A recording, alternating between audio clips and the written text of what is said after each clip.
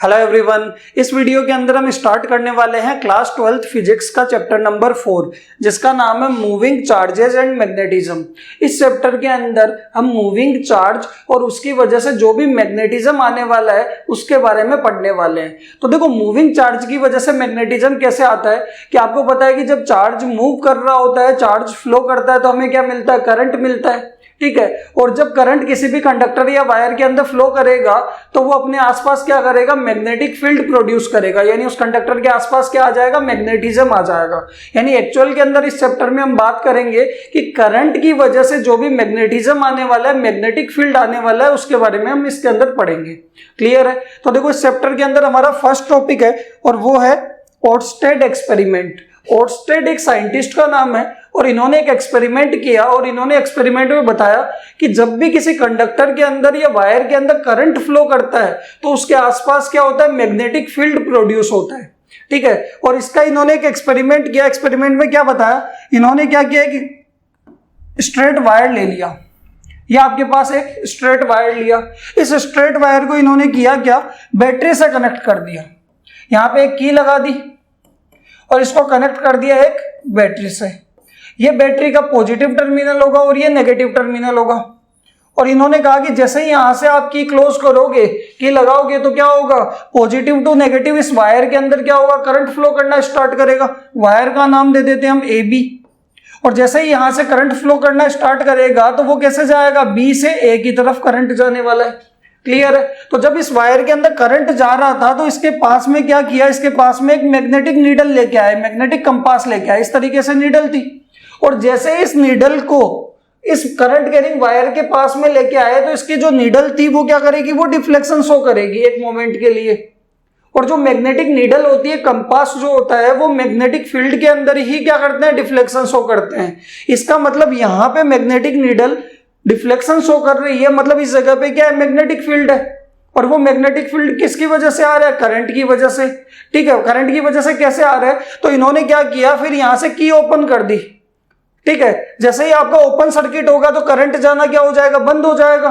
B से कोई current नहीं जा रहा। फिर हम मैग्नेटिक नीडल को लेके आए और उस टाइम पे नीडल आपकी डिफ्लेक्शन शो नहीं कर रही थी। कि जब इसमें करंट जा रहा था तभी नीडल डिफ्लेक्ट हो रही थी, करंट नहीं जा रहा वायर के अंदर तो नीडल डिफ्लेक्ट नहीं हो रही। इसका मतलब इन्होंने कहा कि जब भी किसी करंट वायर के अंदर करंट जाएगा तो उसके पास क्या होगा? मैग्नेटिक फील्ड प्रोड्यूस हो जाएगा। क्लियर है? और जो आपकी नीडल डिफ्लेक्ट होती है, इस नीडल के डिफ्लेक्शन की डायरेक्शन बताई जाती है स्नो रूल से। SNOW, snow. स्नो का मतलब क्या होने वाला है? देखो, S का मतलब होगा साउथ टू, N का मतलब होगा नॉर्थ ओवर वेस्ट। ये स्नो क्या करता है? स्नो क्या बताता है? स्नो नीडल के डिफ्लेक्शन के डायरेक्शन बताता है। क्या बताएगा? Direction of deflection of needle. कि अगर आप करंट कैरिंग वायर के पास में नीडल को लेके जाओगे तो वो किस डायरेक्शन में डिफ्लेक्ट होगी, वो कौन बताएगा? आपका स्नो रूल। और इसका मतलब क्या है? South to north over west. इसका मतलब है कि अगर कंडक्टर के अंदर, वायर के अंदर करंट जा रहा है, वो जा रहा है साउथ टू नॉर्थ, तो नीडल किधर की तरफ डिफ्लेक्ट होने वाली है? Over west. कि अगर मान लो कि ये आपके पास एक करंट कैरिंग स्ट्रेट वायर है, ठीक है, ये करंट इसमें इस तरीके से जा रहा है तो इसको मान लो साउथ और इसको क्या मान लो? नॉर्थ। यानी करंट कैसे जा रहा है? साउथ टू नॉर्थ जा रहा है, ठीक है। अब अगर आपको पता है ये साउथ है, ये नॉर्थ है, तो इधर क्या होगा? ईस्ट होगा और इधर क्या होगा? वेस्ट होगा। फिर अगर आप यहाँ नीडल को लेके आते हो तो नीडल क्या है? नीडल सीधी है, वो किधर की तरफ डिफ्लेक्ट हो जाएगी? वेस्ट की तरफ डिफ्लेक्ट हो जाएगी। क्लियर है? या फिर इसको आप एम्पियर स्विमिंग रूल से भी निकाल सकते हो कि जिस भी डायरेक्शन में करंट जा रहा है उस डायरेक्शन में कोई स्विमर क्या करेगा?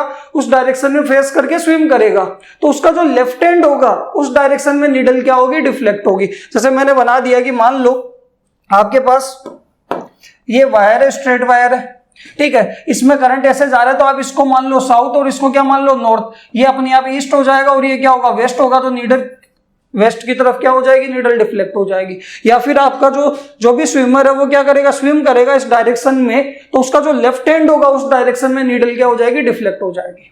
क्लियर है? यहां तक ये ओर्स्टेड एक्सपेरिमेंट, ठीक है। तो देखो, इसका स्टेटमेंट क्या होने वाला है? Oersted observed that if a magnetic needle is placed near a current carrying wire, the needle shows deflection for a moment। ये क्या कह रहा है कि किसी करंट कैरिंग वायर के आप पास में मैग्नेटिक नीडल रख दोगे तो वो एक मोमेंट के लिए डिफ्लेक्शन शो करेगी। क्यों करेगी? क्योंकि वो करंट कैरिंग वायर अपने आसपास मैग्नेटिक फील्ड प्रोड्यूस करता है, ठीक है। और यहाँ पे आगे बता रखा है कि if current flowing from south to north then deflection is over west. ये कौन सा रूल है? दैट इज स्नो, कि अगर आपका करंट साउथ टू नॉर्थ जा रहा है तो नीडल किधर की तरफ डिफ्लेक्ट होगी? नॉर्थ वेस्ट की तरफ आपकी डिफ्लेक्ट हो जाएगी। और this is according two ampere swimming rule. और ये कहां से आया? एम्पियर स्विमिंग रूल से। बताओ क्लियर है? तो आपको एक ही चीज ध्यान रखनी है कि जब भी किसी वायर के अंदर करंट जा रहा है तो उसके आसपास क्या आएगा? उस करंट की वजह से मैग्नेटिक फील्ड आने वाला है। और यही सारी चीजें हमें इस चैप्टर के अंदर पढ़नी है। बताओ क्लियर है यहां तक? नेक्स्ट टॉपिक हमारे पास आने वाला है वो है मैग्नेटिक फील्ड। तो देखो इस चैप्टर में हम करंट कैरिंग वायर की वजह से जो भी मैग्नेटिक फील्ड आता है उसकी बात करने वाले हैं। तो इसकी डेफिनेशन क्या होगी? मैग्नेटिक फील्ड क्या होगा? किसी भी करंट कैरिंग कंडक्टर के आसपास का स्पेस जहां पे कोई दूसरा मैग्नेटिक मटेरियल लेके आओगे तो वो क्या करेगा? फोर्स एक्सपीरियंस करेगा। उस स्पेस को हम क्या बोल देंगे? मैग्नेटिक फील्ड बोल देंगे। जैसे मान लो मैंने कहा कि ये मेरे पास एक करंट कैरिंग स्ट्रेट वायर है। अब आप देखोगे इस वायर में करंट जा रहा है तो इसके आसपास यहाँ पे क्या आ जाएगा? मैग्नेटिक फील्ड आ जाएगा। ये स्पेस आपका क्या होगा? मैग्नेटिक फील्ड होगा। कि यहाँ पे अगर आप कोई भी मैग्नेटिक मटेरियल, मान लो आयरन लेके आए, आयरन के टुकड़े लेके आए, फिलिंग्स लेके आए, तो उस यहाँ पे ये क्या करेंगे? इस जगह पे ये फोर्स एक्सपीरियंस करेंगे। मतलब इस जगह पे क्या है? इस करंट कैरिंग कंडक्टर का या वायर का मैग्नेटिक फील्ड है। मैंने कहा इस जगह पे मैंने आयरन के टुकड़े रखे तो इनके ऊपर कोई फोर्स नहीं लग रहा, मतलब इस जगह पे इस वायर का फील्ड नहीं है। तो मैग्नेटिक फील्ड क्या होगा? किसी भी करंट कैरिंग वायर के आसपास का स्पेस जहां पे कोई दूसरा मैग्नेटिक मटेरियल क्या करेगा? फोर्स एक्सपीरियंस करेगा। क्लियर है? देखो डेफिनेशन क्या है? The space around the current carrying conductor up to which it can attract magnetic materials.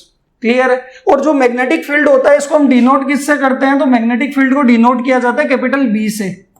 It is denoted by, किससे डिनोट करेंगे? कैपिटल बी से, ठीक है। और इसकी एसआई यूनिट जो होने वाली है वो क्या होगी? तो मैग्नेटिक फील्ड की एसआई यूनिट होती है वो होती है टेस्ला। और अगर मैं बात करूं किसकी? सीजीएस यूनिट की, तो सीजीएस यूनिट क्या होगी इसकी? और सीजीएस यूनिट होती है गॉस। गॉस लॉ के अंदर पढ़ा था, वही नाम है गॉस। क्लियर है? चैप्टर 1 में गॉस लॉ था, उसी के नाम से आया गॉस। और यहां पे अगर आप बात करोगे कि देखो टेस्ला और गॉस में रिलेशन होता है 1 टेस्ला इज इक्वल टू कितना होगा? 10 टू दी पावर 4 गॉस। तो अगर आपको 1 गॉस की वैल्यू निकालनी है तो 10 टू दी पावर इधर क्या आ जाएगा? डिवाइड में आ जाएगा और ऊपर जाके क्या हो जाएगा? -4 हो जाएगा।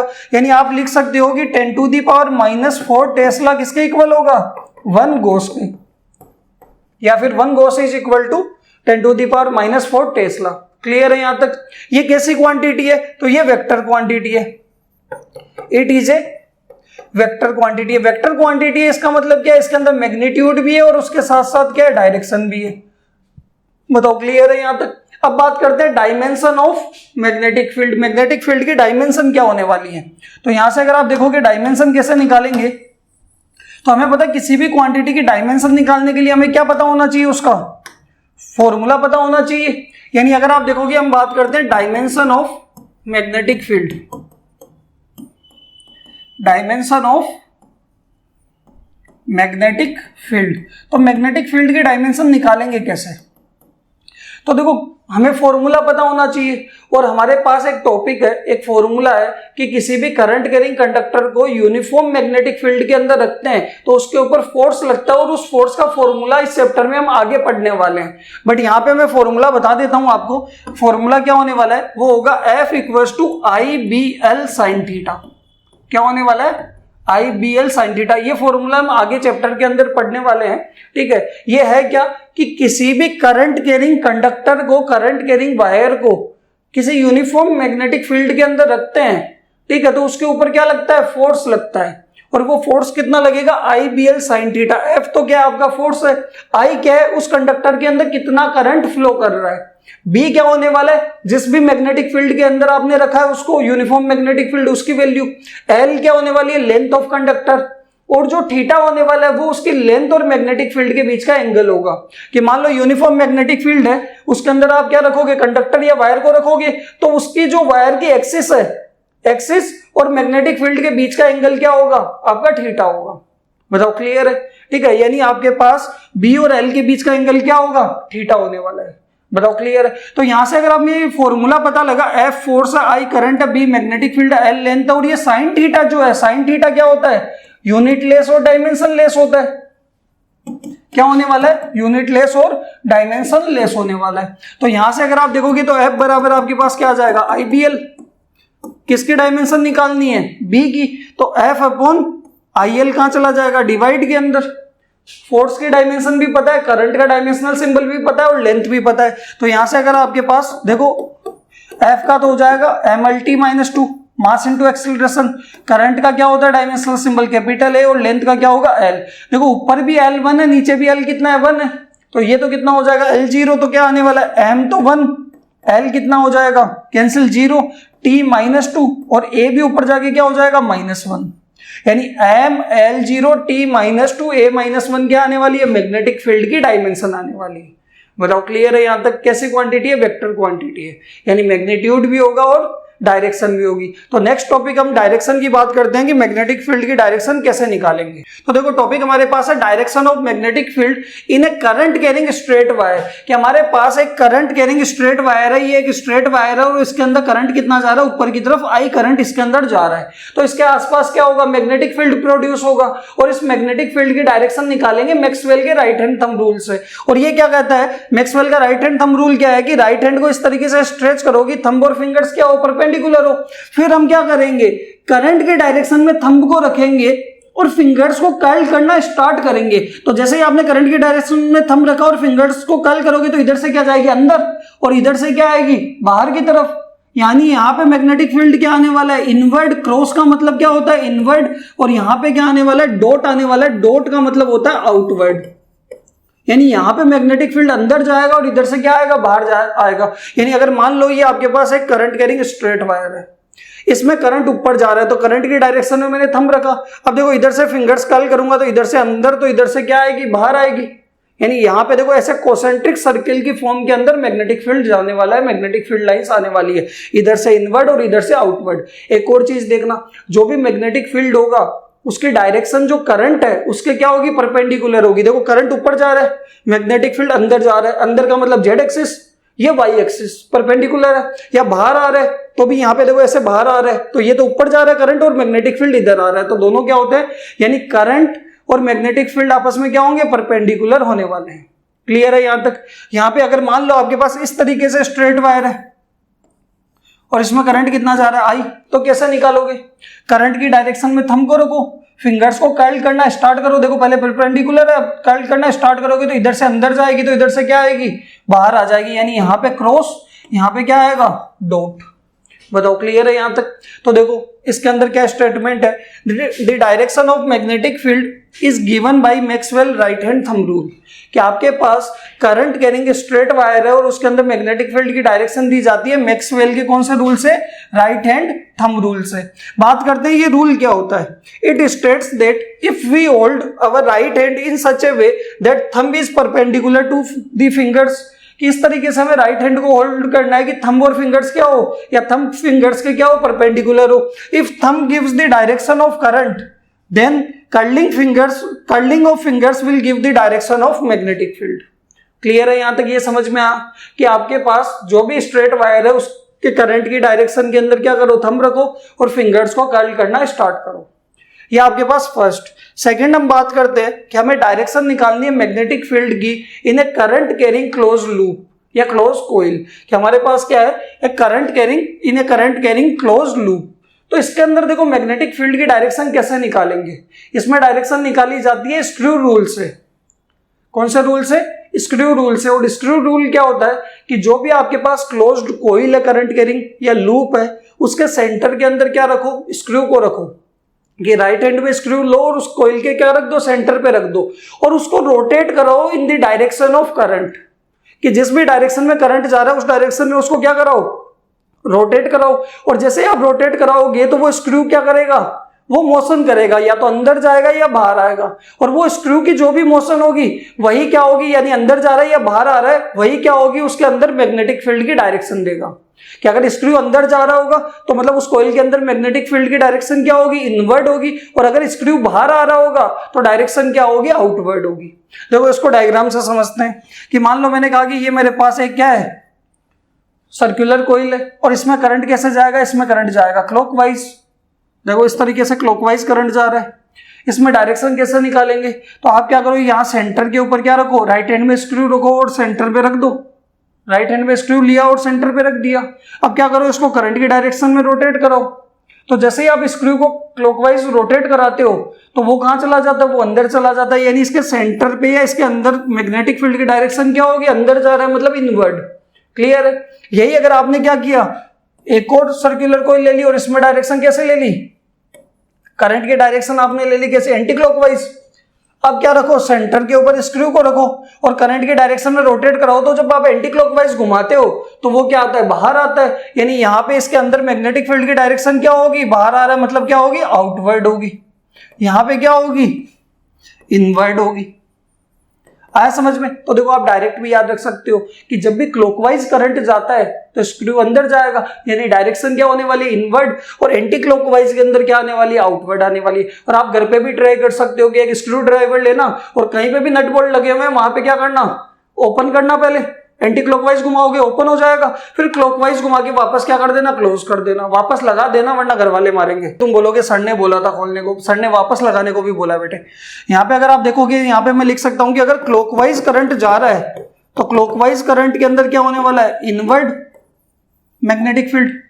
ठीक है। जब भी क्लॉकवाइज करंट होगा यानी मैग्नेटिक फील्ड की डायरेक्शन क्या होगी उस कॉइल के अंदर, इनवर्ड। और अगर करंट क्या होगा, एंटी क्लॉकवाइज होगा, तो जब भी एंटी क्लॉकवाइज करंट होगा मैग्नेटिक फील्ड की डायरेक्शन क्या आने वाली है, उसके अंदर आउटवर्ड आने वाली है।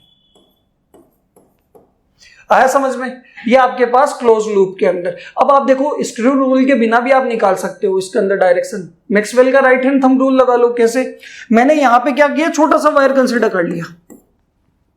ठीक है, क्योंकि सर्किल भी स्ट्रेट वायर से मिलकर बनता है, स्ट्रेट वायर ही होता है, उसको आप क्या करोगे, सर्कुलर फॉर्म में बना दोगे। तो मैंने कहा यहाँ पे स्ट्रेट वायर है और करंट ऊपर जा रहा है, तो मैंने करंट की डायरेक्शन में थंब रखा और फिंगर्स को कर्ल करा, तो इधर से क्या जा रही थी, इनवर्ड। यहां देखो इसके अंदर मैंने क्या किया, करंट नीचे जा रहा है तो नीचे, तो इधर से क्या जाएगा, कर्ल करूंगा तो इनवर्ड।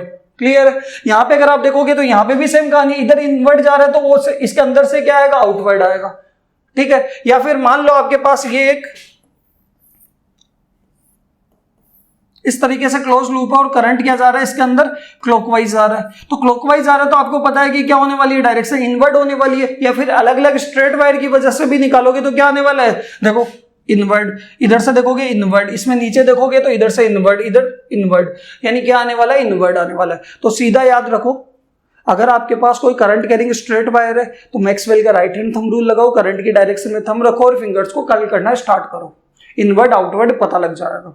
ठीक है। और जो भी मैग्नेटिक फील्ड होगा वो परपेंडिकुलर होगा करंट की डायरेक्शन के।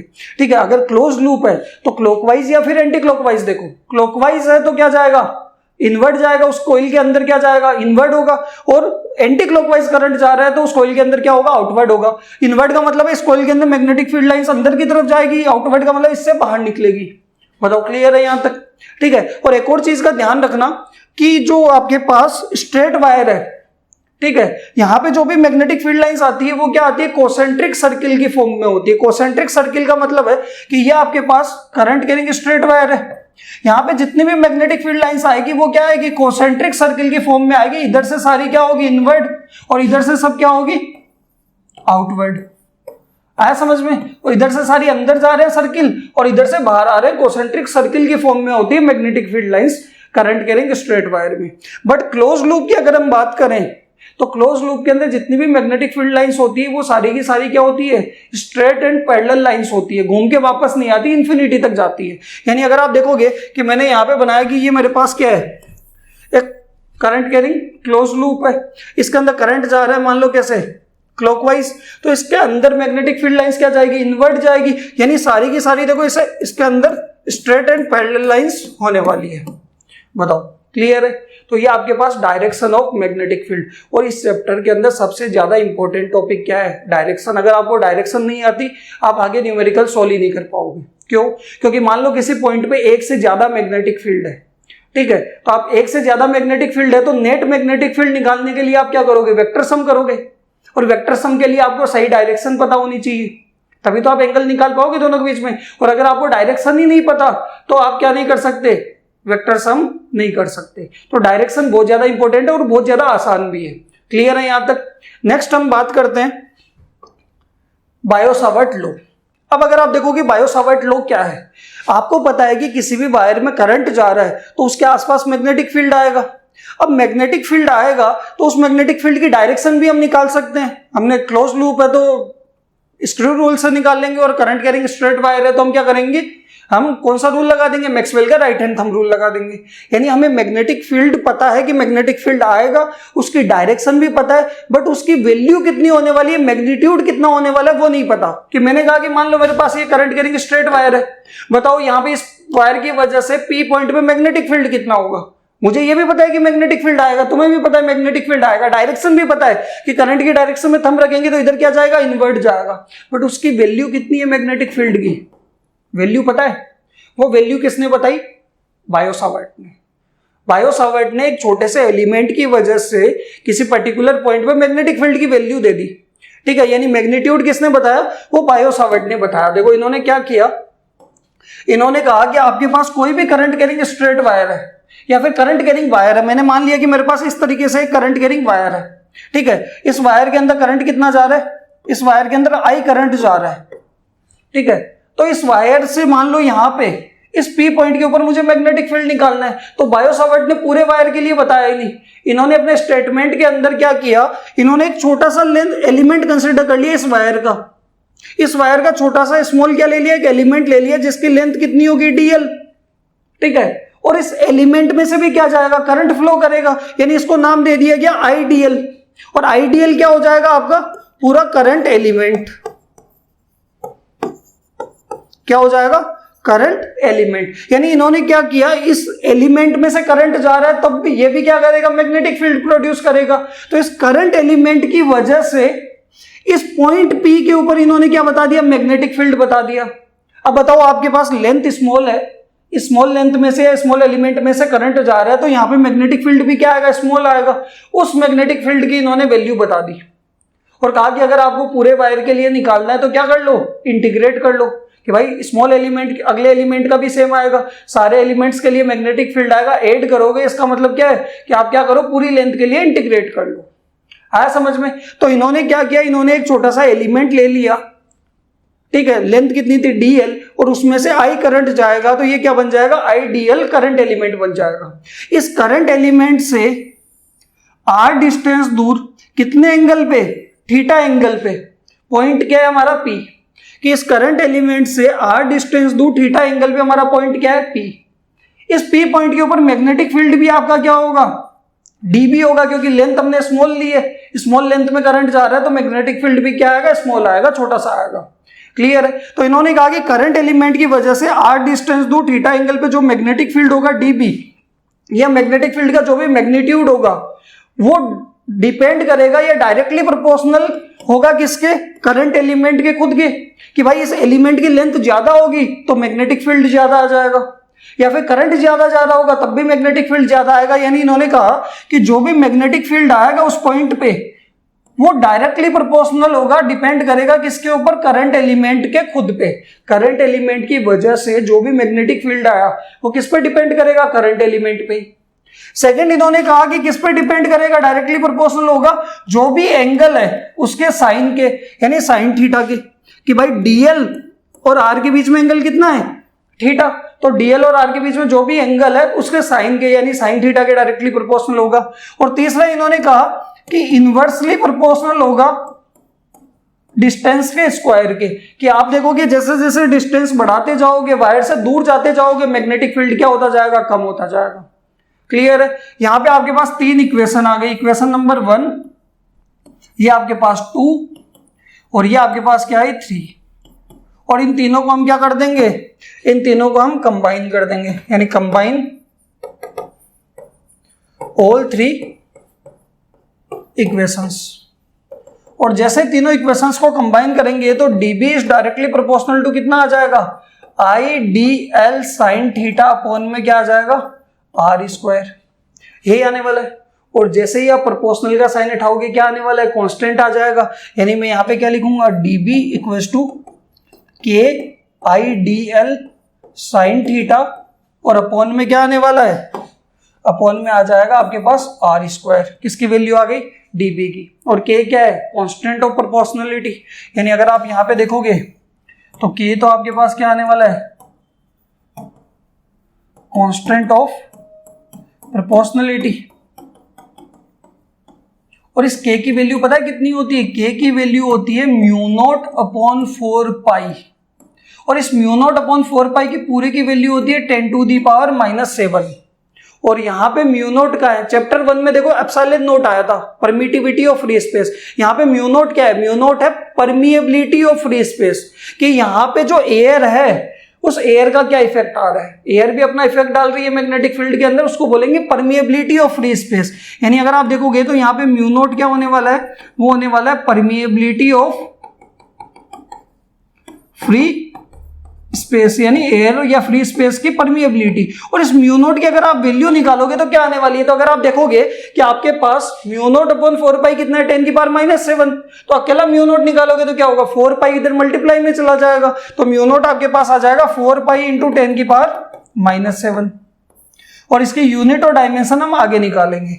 यानी आपके पास फॉर्मूला डीबी का, मैग्नेटिक फील्ड का फॉर्मूला क्या आ जाएगा, ये आ जाएगा, देखो dB equals to mu naught upon 4 pi IDL sin theta upon में R स्क्वायर। ये छोटे से एलिमेंट, करंट एलिमेंट की वजह से मैग्नेटिक फील्ड की आपके पास क्या आने वाली है, वैल्यू आने वाली है। बताओ क्लियर है यहां तक, ये आपके पास किसकी वैल्यू है, dB की। अब हम बात करते हैं कि ये छोटा सा मैग्नेटिक फील्ड का मैग्नीट्यूड आ गया, अगर इसको वेक्टर फॉर्म में लिखना है तो वेक्टर फॉर्म में कैसे लिखेंगे, यानी Biot-Savart law in vector form. क्या होने वाला है, Biot-Savart law in vector form. Vector form में कैसे निकालेंगे, तो देखो वेक्टर फॉर्म में कैसे निकालेंगे, तो मैं इसको लिखूंगा dB vector equals to mu naught upon 4 pi, ये करंट भी स्केलर होता है, IDL sin थीटा अपॉन में R स्क्वायर, R मान लो डिस्टेंस के वेक्टर का स्क्वायर, और मल्टीप्लाई के अंदर ये पूरा का पार्ट तो क्या है, मैग्नीट्यूड है, क्योंकि आपको पता है किसी भी वेक्टर का स्क्वायर उसके मैग्नीट्यूड के स्क्वायर के क्या होता है, इक्वल होता है। यानी R वेक्टर का स्क्वायर R स्क्वायर के इक्वल है। यानी ये पोर्शन पूरा का पूरा मैग्नीट्यूड है। डायरेक्शन के लिए क्या करेंगे, जो भी डिस्टेंस होगी उसके केप से क्या कर देंगे, मल्टीप्लाई कर देंगे, यानी क्या लगा देंगे, R केप। चैप्टर 1 में भी हम कूलम्ब्स लॉ के अंदर भी क्या करते हैं, वेक्टर फॉर्म में लिखने के लिए डिस्टेंस के यूनिट वेक्टर से मल्टीप्लाई कर देते हैं। इस यूनिट वेक्टर का मैग्नीट्यूड तो 1 होगा, बट क्या बता देगा, डायरेक्शन बताएगा। क्लियर है। और हमें पता है कि आर केप को आप क्या लिख सकते हो, vector R upon magnitude of R लिख सकते हो। अच्छा दूसरी चीज, अगर आप देखोगे आपको यह भी पता है किसी भी वेक्टर का स्क्वायर उसके मैग्नीट्यूड के स्क्वायर के क्या होता है, इक्वल होता है। तो यहां से अगर आप देखोगे डीबी या वेक्टर आपके पास क्या आ जाएगा, mu naught upon 4 pi IDL sign theta upon में R स्क्वायर और मल्टीप्लाई में R वेक्टर अपॉन R। अब देखोगे कि ये जो थीटा है वो किस किस के बीच में है, DL और R के बीच में, और साइन थीटा आ रहा है, साइन थीटा किस में आता है, क्रॉस प्रोडक्ट के अंदर। यानी आप DL और R को किस फॉर्म में लिख सकते हो, क्रॉस प्रोडक्ट की फॉर्म में। आपने पढ़ा होगा 11th क्लास के अंदर कि A क्रॉस B क्या होता है, AB साइन थीटा। तो अगर आप साइन थीटा को हटाओगे तो A और B को किस फॉर्म में लिख सकते हो, क्रॉस की फॉर्म में लिख सकते हो। तो यहां पे मैं देखो इसको लिख सकता हूं कि DB equals to mu naught upon 4 pi, DB equals to mu naught upon 4 pi, और यहां पे मल्टीप्लाई के अंदर I, DL और R के बीच में मैंने क्या लगा दिया, DL क्रॉस R, और नीचे क्या लिख सकता हूं, R square into R, R cube. ये आपके पास क्या हो जाएगा, Biot-Savart law in vector form. बताओ समझ में आ, अगर DL और R को वापस ओपन करोगे तो क्या आ जाएगा, DLR साइन थीटा। बताओ क्लियर है यहां तक, ये आपके पास Biot Savart law in vector form. Next हम बात करते हैं कि हमें यूनिट एंड डायमेंशन निकालनी है किसकी, म्यू नॉट की, परमिएबिलिटी ऑफ फ्री स्पेस की। तो देखो नेक्स्ट टॉपिक हमारे पास है unit and dimension of and dimension of mu naught, dimension of mu naught. सबसे पहले बात करते हैं किसकी, यूनिट की, unit of mu naught. Mu naught की यूनिट कैसे निकालेंगे, तो हमें पता है किसी भी क्वांटिटी की यूनिट के लिए क्या चाहिए, फॉर्मूला चाहिए, और फॉर्मूला हमारे पास क्या रहा, डीबी का फॉर्मूला है। यहां से क्या निकाल लेंगे, म्यू नॉट का फॉर्मूला निकाल लेंगे, और हमारे पास क्या आ जाएगी, यूनिट और डायमेंशन। तो यहां से अगर आप देखोगे कि आपके पास डीबी का जो फॉर्मूला है वो कितना है, वो है म्यू नॉट अपॉन में 4 pi I D L sine theta upon में आर स्क्वायर। अब यहां से एक चीज बताओ, 4 पाई भी कांस्टेंट है और साइन थीटा भी। साइन थीटा क्या है, यूनिट लेस होता है, डायमेंशन लेस होता है, और 4 पाई की भी कोई यूनिट नहीं होगी, कोई डायमेंशन नहीं होगी। यानी इन दोनों को तो हम क्या कर सकते हैं, स्किप कर सकते हैं, छोड़ सकते हैं, डायमेंशन और यूनिट निकालने के लिए। तो यहां से अगर आप देखोगे तो डीबी मल्टीप्लाई में क्या आ जाएगा, आर स्क्वायर, और अपॉन में क्या चला जाएगा, आई डी एल, और किसके बराबर बचेगा, ये म्यू नोट के। ये सिर्फ किसका फॉर्मूला आ गया, म्यू नोट का। क्लियर है, क्योंकि 4 पाई और साइन थीटा आप लोगे तो भी क्या होगी, दोनों यूनिट लेस और डायमेंशन लेस है। क्लियर है, तो यहां से अगर आप देखोगे तो म्यू नोट की आपको यूनिट निकालनी है, तो डीबी की यूनिट क्या होगी, टेस्ला, आर स्क्वायर क्या है, मीटर स्क्वायर, करंट का क्या होगा, एम्पियर, और डीएल क्या है, स्मॉल लेंथ, स्मॉल लेंथ का क्या होगा, मीटर, मीटर से मीटर कैंसिल हो गया। यानी यहां से अगर आप देखोगे तो म्यू नोट के आपके पास यूनिट क्या आ जाएगी, वो आ जाएगी टेस्ला मल्टीप्लाई के अंदर मीटर, और एम, या तो अपॉन में एम्पियर लिख दो, या फिर क्या लिख दो, एम्पियर -1। ये आपके पास क्या हो जाएगी, यूनिट हो जाएगी किसकी, म्यू नोट की। अब हमें क्या निकालनी है, डायमेंशन। अब अगर आप देखोगे तो यहां पे बात करते हैं डायमेंशन ऑफ म्यू नोट।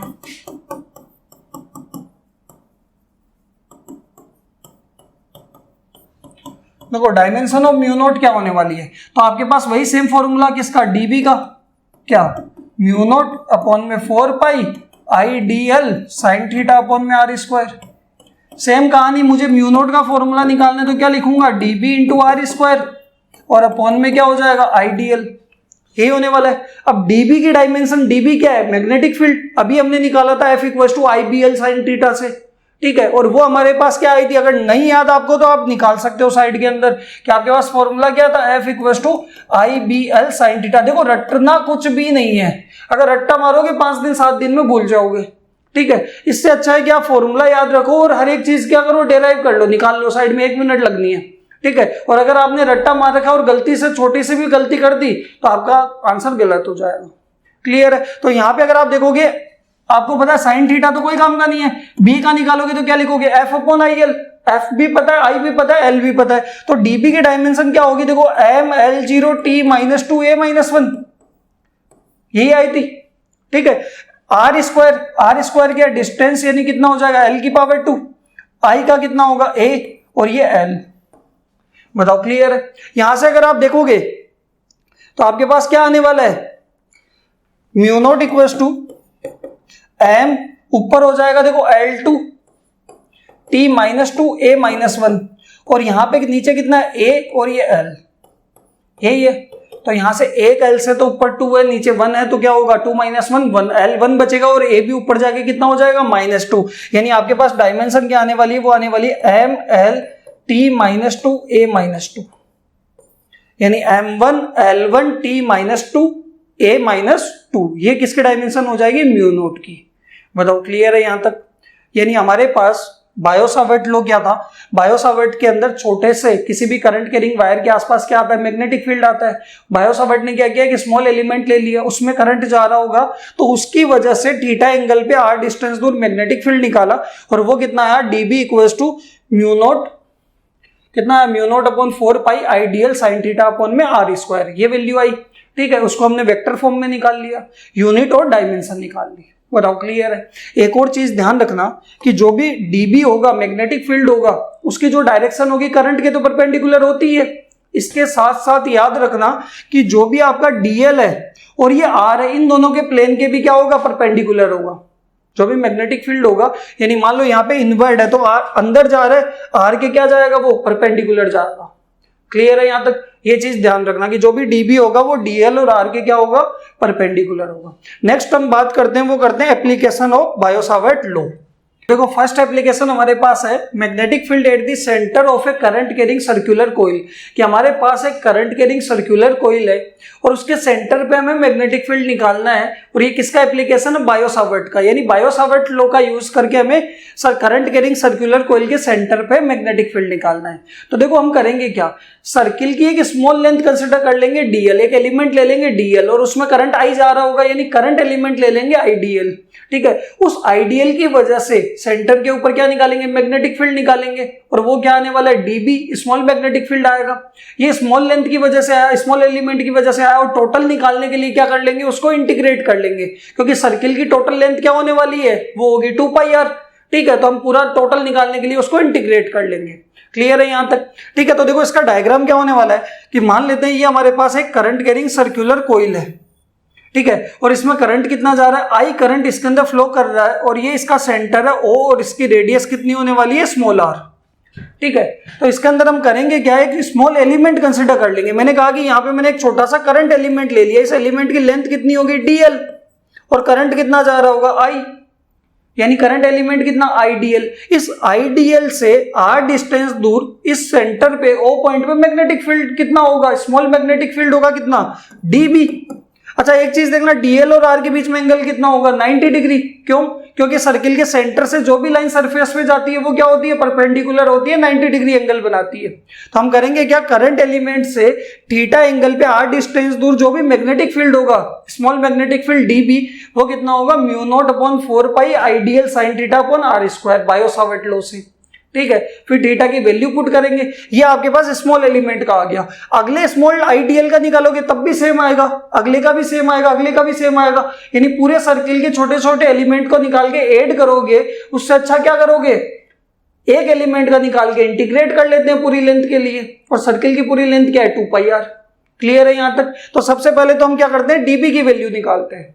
और ये डीबी की वैल्यू निकालेंगे कैसे? तो ये निकालेंगे अकॉर्डिंग टू बायो-सावर्ट लॉ, और इस बायो-सावर्ट लॉ के अकॉर्डिंग इस डीबी की जो वैल्यू होगी वो कितनी होगी? μ0/4π आईडीएल sin थीटा अपॉन में क्या? r²। और थीटा आपको पता है कितना है? डीएल और आर के बीच में एंगल होता है थीटा, वो कितना है? 90 डिग्री। और sin 90 कितना हो जाएगा? 1। यानी आप लिख सकते हो यहाँ पे sin 90, और sin 90 की वैल्यू कितनी आएगी? 1। यानी डीबी की वैल्यू आपके पास आ जाएगी कितनी? μ0/4π IDL/r²। ये मैग्नेटिक फील्ड किसकी वजह से आएगा? इस एलिमेंट की वजह से। पूरे सर्किल की वजह से निकालने के लिए हम क्या करेंगे? Integrating both side.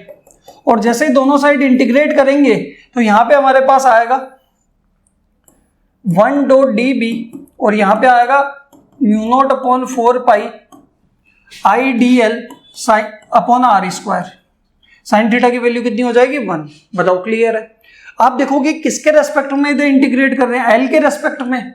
अगर मैंने कहा कि इनिशियल लेंथ आपकी कितनी है? 0 सर्किल की, तो मैग्नेटिक फील्ड भी कितना आएगा? 0। और टोटल लेंथ कितनी है सर्किल की? तो वो है 2πr। तो मैग्नेटिक फील्ड कितना आ जाएगा? जब टोटल लेंथ लेंगे तो टोटल मैग्नेटिक फील्ड आ जाएगा b।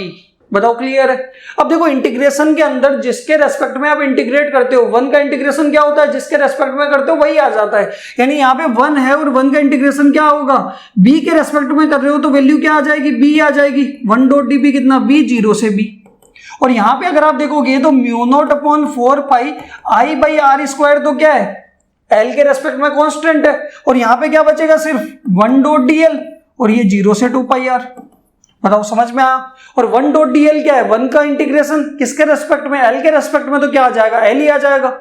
और इधर देखोगे तो b के रेस्पेक्ट में किया है, तो b की जगह एक बार upper limit minus lower limit, तो यहाँ पे आपके पास आएगा b - 0 इक्वल्स टू μ0/4π I/r², और 1.dl का कितना हो जाएगा? l, और ये 0 से 2πr। ठीक है, l की जगह एक बार upper limit minus lower limit. Upper limit क्या है? 2πr माइनस 0, तो क्या आने वाला है? 2πr ही आने वाला है। तो यहाँ पे b की वैल्यू आपके पास आ जाएगी μ0I/4π इंटू r² मल्टीप्लाई में क्या आ जाएगा? 2πr। अब एक चीज देखना कि एक r से तो r कैंसिल हो गया, पाई से पाई भी कैंसिल हो गया, और 2 से 4 कितने टाइम्स? 2 टाइम्स। तो ऊपर तो देखो 2 पाई आर तो पूरा कैंसिल हो गया, ऊपर बचा क्या म्यू नॉट आई, नीचे बचा 2 और एक आर, यानी मैग्नेटिक फील्ड कितना आएगा, वो आएगा mu naught I upon 2r।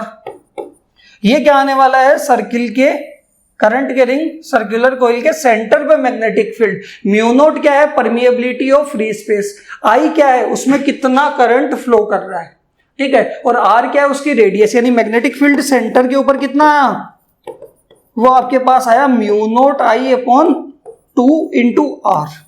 ये मैग्नेटिक फील्ड सर्किल के सेंटर पे रहने वाला है। बताओ क्लियर है। अब हम बात करते हैं कि अगर मान लो कि आपके पास सर्कुलर कॉइल के अंदर n नंबर ऑफ टर्न्स है, कि नोट करके बात करते हैं, if there are n number of turns, तो भाई n नंबर ऑफ टर्न्स है तो हर एक टर्न के अंदर करंट कितना जाएगा, आई, और हर एक टर्न के अंदर आई जाएगा तो मैग्नेटिक फील्ड एक टर्न का कितना आएगा, mu naught I by 2r। तो n नंबर ऑफ टर्न्स का क्या होगा, हर एक टर्न में सेम आएगा तो क्या होगा, मल्टीप्लाई कर देंगे, तो यहां से आपके पास मैग्नेटिक फील्ड कितना आ जाएगा, mu not n I by 2r। ये क्या आने वाला है, सेंटर पे मैग्नेटिक फील्ड आने वाला है। बताओ क्लियर है यहां तक। ये आपके पास सर्किल। अब अगर आप देखोगे कि मेरे पास अगर सर्किल, ये पूरा सर्किल था, तब आपके पास मैग्नेटिक फील्ड कितना है, mu naught I by 2r।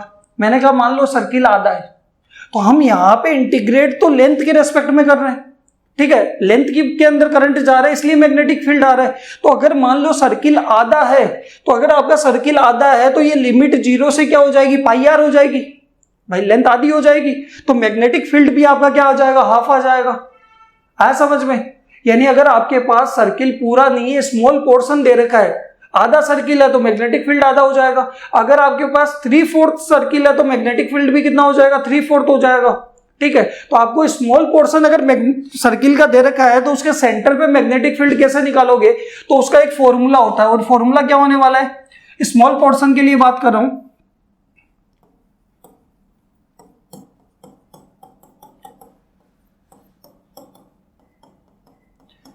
और इसके ऊपर आपके कॉन्सेप्चुअल क्वेश्चंस भी बहुत सारे बनते हैं। क्या होने वाला है, अगर आप देखोगे स्मॉल पोर्शन के लिए आपको मैग्नेटिक फील्ड सर्कुलर कॉइल के सेंटर पे निकालना है, तो इसका फॉर्मूला याद रखना, थीटा अपॉन 360 या थीटा अपॉन 2 पाई, ठीक है। थीटा अपॉन 360 इंटू क्या होगा, mu naught I by 2r।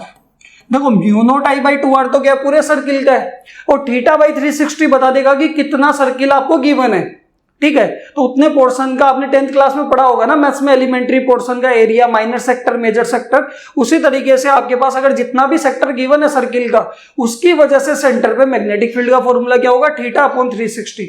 अब ये थीटा निकालेंगे कैसे, मैंने कहा मान लो कि आपके पास ये सर्किल है, सर्किल कितना, आधा, डिपेंड नहीं करता कि करंट कैसे जा रहा है, क्लॉकवाइज एंटी क्लॉकवाइज, उससे डायरेक्शन पता लग जाएगी, बट मैग्नीट्यूड पे कोई फर्क नहीं पड़ेगा। मैग्नीट्यूड हमेशा क्या रहेगा, अगर आपने क्लॉकवाइज लिया या एंटी क्लॉकवाइज लिया, उससे मैग्नीट्यूड के ऊपर कोई फर्क नहीं पड़ेगा, बस डायरेक्शन चेंज हो जाएगी। क्लियर है। तो यहां से अगर आप देखो, मैंने कहा कि मेरे पास इतना सा सर्किल है और ये सर्किल का क्या है, सेंटर है, तो इस आधे सर्किल की वजह से, क्योंकि आधे सर्किल में करंट जा रहा है, इस ओ पॉइंट के ऊपर क्या आएगा, मैग्नेटिक फील्ड आएगा। कैसे निकालोगे, तो करना क्या है कि जो भी सर्किल के दोनों एंड है, ये एंड, दोनों एंड जो है, दोनों एंड को क्या करो, सेंटर से ज्वाइन करा दो। दोनों एंड को, जहां पे भी एंड खत्म हो रहे हैं सर्किल का, स्टार्टिंग और एंडिंग पॉइंट जो भी है, दोनों को किससे ज्वाइन करा दो, स्ट्रेट लाइन खींचो और सेंटर से ज्वाइन करा दो। उसके अंदर का जो भी एंगल होगा, यहां अंदर का एंगल कितना है, 180, वो आपका क्या होगा, थीटा होगा। देखो सर्किल आता है तो यहां पे मैग्नेटिक फील्ड कितना आएगा, 180 by 360 into mu naught I by 2r। आया समझ में। 180 बाई 360 कितना आ जाएगा, 2, यानी कितना आ जाएगा, mu naught I by 2r into 2, 4r, आधे सर्किल का आ गया। मैंने कहा मान लो कि मेरे पास सर्किल कितना है, 3/4 है, ये लो, ये आपके पास सेंटर है, ये 3/4 सर्किल है। भाई ये एक एंड था, इनिशियल पॉइंट ये था, फाइनल ये था, दोनों एंड से मैं सेंटर पे लाइन ले आया। अगर आप देखोगे ये बाहर का एंगल 90 दिख रहा है, तो अंदर का एंगल कितना होगा भाई, टोटल 360 होता है, 90 माइनस कर लो, 270। फॉर्मूला क्या है मैग्नेटिक फील्ड का, इस ओ पॉइंट पे सेंटर पे, तो वो आपके पास होगा 270 बाई 360 इंटू क्या आएगा, mu naught I by 2r। ये कितना हो जाएगा, 3/4। आया समझ में। तो यहां से मैग्नेटिक फील्ड कितना होगा 3 mu naught I by 8R। अब आपको लग रहा होगा कि ये तो हम सीधा ही बता देते, आधा सर्किल आधा हो जाएगा, 3/4 हो जाएगा, बट आपको इस तरीके से गिवन आएगा कि आपके पास ये लो इतना सा पोर्शन है और इस सेंटर पे बताओ, तो ये करंट जा रहा है, क्लॉकवाइज जा रहा है, इनवर्ट होगा, बट वैल्यू कैसे बताओगे? तो दोनों एंड से आपको इस तरीके से एंगल गिवन होगा। मान लो अंदर का एंगल कितना है, अंदर का एंगल आपको 60 डिग्री दे दिया, आया समझ में? आप देखो दोनों एंड से आपने ज्वाइन कराया, अंदर का एंगल पता है, तो यहाँ पे कितना होगा 60/360 into mu naught I by 2R। और 60 छोड़ो, यहाँ पे अल्फा दे दिया, बीटा दे दिया, कुछ भी अंदर का एंगल दे दिया, तो वो आप कैसे निकालोगे? फॉर्मूला आपके पास क्या रहने वाला है, θ/360 into mu naught I by 2R। बताओ समझ में आया नहीं आया? ये सर्किल पे कॉन्सेप्चुअल क्वेश्चंस कराऊंगा, इसके बाद बायो सावर्ट के तीनों एप्लीकेशन खत्म होने के बाद इसके कॉन्सेप्चुअल क्वेश्चंस करेंगे और उसके अंदर आपको ये यूज में आने वाला है। पूरा सर्किल है mu naught I by 2R और स्मॉल पोर्शन है, तो आप θ/360 into mu naught I by 2R। Direction बाकी आप क्या करो, डायरेक्शन का मैंने बता रखा है कि क्लोज लूप है, सर्किल है, क्लॉकवाइज आ रहा है, इनवर्ट होगा, एंटी क्लॉकवाइज आ रहा है, आउटवर्ड होगा। बताओ क्लियर है यहां तक?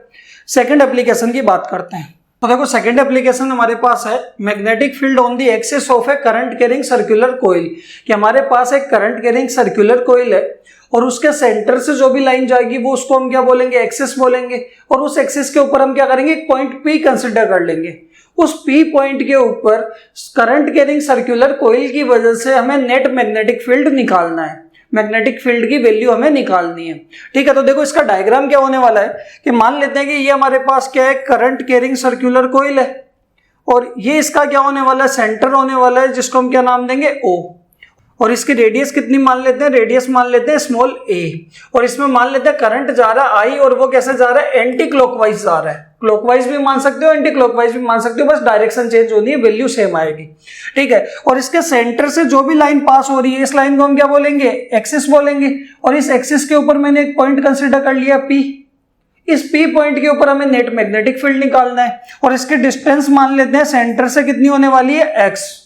ठीक है, तो देखो इसके अंदर मैग्नेटिक फील्ड कैसे निकालेंगे, बायो सावर्ट लॉ का यूज करके, कि इस करंट कैरिंग सर्कुलर कॉइल का एक करंट एलिमेंट ले लेंगे, उस करंट एलिमेंट की वजह से P पॉइंट पे क्या आएगा, मैग्नेटिक फील्ड आएगा, कितना dB, स्मॉल मैग्नेटिक फील्ड आएगा, और उस dB को हम क्या करेंगे, यहाँ पे तो हमें कंपोनेंट में रिजोल्व करना पड़ेगा और पूरे सर्किल के लिए निकालने के लिए आगे इंटीग्रेट करेंगे। मतलब जनरल हम सबसे पहले तो क्या करते हैं कि एक करंट एलिमेंट लेते हैं और उसकी वजह से dB की वैल्यू निकाल लेते हैं। ठीक है, तो देखो मैंने किया क्या, मैंने यहाँ पे एक करंट एलिमेंट ले लिया, इस पॉइंट को पहले तो इस पॉइंट को नाम दे दिया A, और यहाँ पे मैंने एक करंट एलिमेंट ले लिया और इसकी लेंथ कितनी मान ली dl, और इसमें करंट कितना जा रहा है I, तो ये करंट एलिमेंट बन जाएगा IDL, और इसको नाम दे दो करंट एलिमेंट को XY।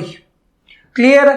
अब अगर आप देखोगे इस करंट एलिमेंट से इस P पॉइंट की डिस्टेंस कितनी होगी, वो होगी स्मॉल r। ठीक है, स्मॉल r डिस्टेंस दूर हमें क्या निकालना है, इस करंट एलिमेंट से स्मॉल r डिस्टेंस दूर इस P पॉइंट पे मैग्नेटिक फील्ड निकालना है। ठीक है, और हमने बायो सावर्ट लॉ के अंदर पीछे पढ़ रखा है कि जो भी मैग्नेटिक फील्ड आएगा dB, वो plane of r and dl के क्या होगा, r और dl के प्लेन के क्या होगा, परपेंडिकुलर होगा। यानी यहाँ पे जो भी dB की डायरेक्शन होगी वो इस r के क्या होगी, परपेंडिकुलर होगी। यानी इस तरीके से आपके पास क्या जाने वाला है, dB जाने वाला है कितने एंगल पे, r के साथ 90 डिग्री पे, ये 90 डिग्री। बताओ क्लियर है? अच्छा, इस एंगल को हम क्या मान लेते हैं, फाई, क्योंकि थीटा तो किसके बीच में होगा, dl और r के बीच में, और dl और r के बीच में एंगल होने वाला है 90। देखो इसको मैं समझाता हूं, मेरे पास की चेन है, इसके इसमें एक सर्किल है, आपको दिखाई दे रहा होगा, छोटा सा है, बट अगर आप देखोगे मैंने कहा ये आपके पास सर्कुलर कॉइल ऐसे रखी हुई है और इसके सेंटर से देखोगे तो ऐसे लाइन जा रही है, ये एक्सिस है। इस एक्सिस के ऊपर आपने क्या किया, यहाँ पे एक पॉइंट कंसिडर कर लिया कि ये आपके पास सर्कुलर कॉइल है। ठीक है, अब आप देखो इसके सेंटर से ऐसे लाइन निकल रही है, ये एक्सियल पॉइंट है। ठीक है, तो यहाँ पे अगर आप dl लोगे छोटा सा, तो dl अंदर की तरफ है। अब अगर आप उससे कोई भी लेंथ निकालोगे तो वो कैसे जाएगी, परपेंडिकुलर जाएगी। आपने छोटा सा dl लिया, अब इस dl से देखोगे ये आपने r निकाला, इस dl से r निकाला, तो वो कितने एंगल पे जाएगा, हमेशा 90 डिग्री पे।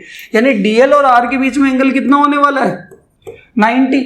और यहाँ पे इस ट्राइंगल के एंगल को मैं क्या मान लेता हूँ, फाई मान लेता हूँ, क्योंकि थीटा तो आपका क्या है, 90 है। यहां तक क्लियर है? तो हमने किया क्या, एक करंट एलिमेंट ले लिया IDL, जिसका नाम रखा XY, और इस करंट एलिमेंट से r डिस्टेंस दूर थीटा एंगल के ऊपर मैग्नेटिक फील्ड कितना आएगा, dB आएगा। क्लियर है? और थीटा की वैल्यू कितनी है, 90। पहले तो इस dB की वैल्यू निकाल लेते हैं, और वो कैसे निकालेंगे, बायो सावर्ट लॉ से। तो यहां पे देखो मैं लिखता हूं, according to Biot Savart law. आपके पास dB कितना होगा, dB हो जाएगा mu naught upon 4 pi multiply के अंदर I D L sine theta upon में कितना आएगा आर स्क्वायर, और थीटा की वैल्यू कितनी होने वाली है 90, और साइन 90 कितना होता है, ये हो जाएगा 1। तो यहाँ पे आप थीटा यहाँ पे 90 पुट कर दो या सीधा लिख लो, कोई दिक्कत नहीं है। तो dB कितना आ जाएगा mu naught upon 4 pi I D L by R square. ये किसकी वैल्यू आ गई, dB की। बट हमें क्या करना है, इस पॉइंट पे नेट मैग्नेटिक फील्ड निकालना है, ठीक है। तो यहां से हम करेंगे क्या, इसको आगे देखो, मैंने क्या किया, इस x वाली लाइन के परपेंडिकुलर एक और लाइन बना ली। x के परपेंडिकुलर मतलब ये एंगल कितना है 90 है, और ये मेरा एंगल कितना मान रखा है, फाई मान रखा है। तो ये कितना हो जाएगा, ये हो जाएगा 90 माइनस फाई। क्लियर है, यानी ये मैंने फाई मान रखा है, तो ये कितना होगा 90 माइनस फाई। क्लियर है। अब अगर आप देखोगे कि आपके पास dB और r के बीच में भी तो एंगल कितना है, dB और r के बीच में भी तो एंगल 90 डिग्री है। देखो ये लाइन और ये dB परपेंडिकुलर है, पूरा 90 और ये 90 माइनस फाई है, तो ये कितना बच जाएगा, 90 में से 90 माइनस फाई कम करोगे तो ये भी कितना आ जाएगा, फाई आ जाएगा। क्लियर है। और अगर ये फाई आया तो dB को उसके कंपोनेंट में रिजोल्व करेंगे तो ये आएगा dB कोस फाई, और इधर की तरफ आ जाएगा dB साइन फाई। आया समझ में। अभी भी आप नेट नहीं निकाल सकते, दो मैग्नेटिक फील्ड जा रहे हैं, एक dB साइन फाई, एक ऊपर जा रहा है dB कोस फाई। क्लियर है। अब करेंगे क्या कि आपने एक करंट एलिमेंट जो भी लिया इसके एग्जैक्ट अपोजिट क्या लेंगे, एक और करंट एलिमेंट लेंगे। इसको नाम दिया मैंने एक्स डेस वाई डेस, और ये क्या होने वाला है, ये करंट एलिमेंट होने वाला आईडीएल। ठीक है। अगर आप देखोगे तो इसकी भी रेडियस क्या होगी a, और ये एक्सियल पॉइंट की डिस्टेंस कितनी होगी x, और इस करंट एलिमेंट से इस p पॉइंट की डिस्टेंस को क्या नाम दे देंगे, इस करंट एलिमेंट से p पॉइंट की डिस्टेंस क्या होने वाली है, वही स्मॉल r। क्यों, ये स्मॉल r और ये स्मॉल r क्या आएगा, इक्वल आएगा। क्यों इक्वल आएगा, तो यहां से अगर आप देखोगे x a तो r भी क्या आएगा, सेम आएगा, और ये एंगल भी क्या आने वाला है, सेम आने वाला है। क्लियर है। अब यहां पे अगर आप देखोगे तो यहां पे इसकी वजह से जो dB आएगा वो इस r के क्या आएगा, परपेंडिकुलर आएगा। ठीक है। अब dB परपेंडिकुलर आएगा, मैंने एक और x वाली लाइन के परपेंडिकुलर बनाया, तो ये फाई है, तो ये 90 माइनस फाई है, तो ये अगेन कितना हो जाएगा, फाई हो जाएगा। इस dB के कंपोनेंट करोगे तो dB कोस फाई इधर की तरफ थीटा के साथ वाली लाइन पे, और ये आ जाएगा dB साइन फाई। और ये कंपोनेंट क्यों किया, तो यहां से अगर आप देखोगे कि dB कोस फाई और dB कोस फाई तो क्या हो जा रहा है, कैंसिल आउट हो जा रहा है, और हर बार dB साइन फाई आपका क्या हो रहा है, ऐड हो रहा है। इसका मतलब क्या है कि आमने सामने के करंट एलिमेंट की वजह से dB कोस फाई और dB cos phi, opposite current element की वजह से dB कोस फाई तो क्या हो जाएगा, कैंसिल हो जाएगा।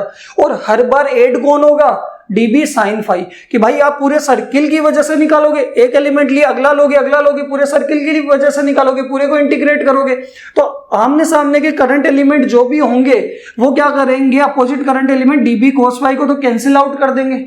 यहां पे करंट एलिमेंट लोगे तो इसके सामने वाला कैंसिल आउट कर देगा dB कोस फाई को।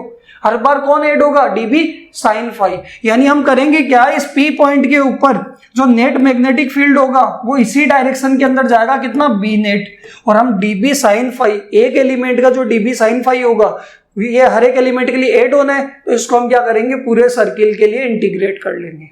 समझ में आया कि हमने क्या किया, एक करंट एलिमेंट लिया, उसकी वजह से dB आया, उस dB को हमने उसके कंपोनेंट में रिजोल्व किया, उसके जस्ट अपोजिट एक और करंट एलिमेंट लिया, यही देखने के लिए, तो पता लगाने के लिए कि dB कोस फाई और dB कोस फाई क्या होता है, कैंसिल आउट हो जाता है। एग्जैक्ट अपोजिट लिया तो आपने देखा dB कोस फाई और dB cos phi cancel out हो गया, और दोनों एलिमेंट के लिए dB साइन फाई ऐड हो रहा है। फिर यहां एक और लोगे, तो इन दोनों का भी क्या होगा, dB कोस फाई तो कैंसिल आउट हो जाएगा, dB साइन फाई ऐड हो जाएगा। मतलब हर एक एलिमेंट के लिए dB साइन फाई क्या हो रहा है, ऐड हो रहा है। ठीक है। dB कोस फाई क्या हो जाएगा, कैंसिल आउट हो जाएगा। तो पूरे सर्किल का नेट निकालना है तो dB साइन फाई को पूरे सर्किल के लिए क्या कर लेते हैं, इंटीग्रेट कर लेते हैं। हर बार dB साइन फाई ऐड होगा तो यहां पे क्या करेंगे हम, आया समझ में। तो यहां पे देखो मैंने लिखा कि हमने किया क्या, we resolve dB in their components. हमने dB को उसके कंपोनेंट्स के अंदर रिजोल्व किया, देन क्या होगा, dB cos phi will cancelled out each other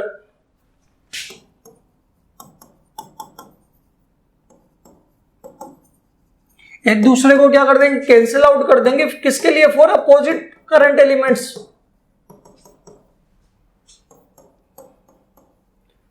opposite current elements जो भी होंगे आमने सामने के, उनके लिए डीबी cos फाई तो क्या हो जाएगा, कैंसिल आउट हो जाएगा। और नेट मैग्नेटिक फील्ड कौन देगा पी पॉइंट पे, तो यहां पे लिखते हैं नेट मैग्नेटिक फील्ड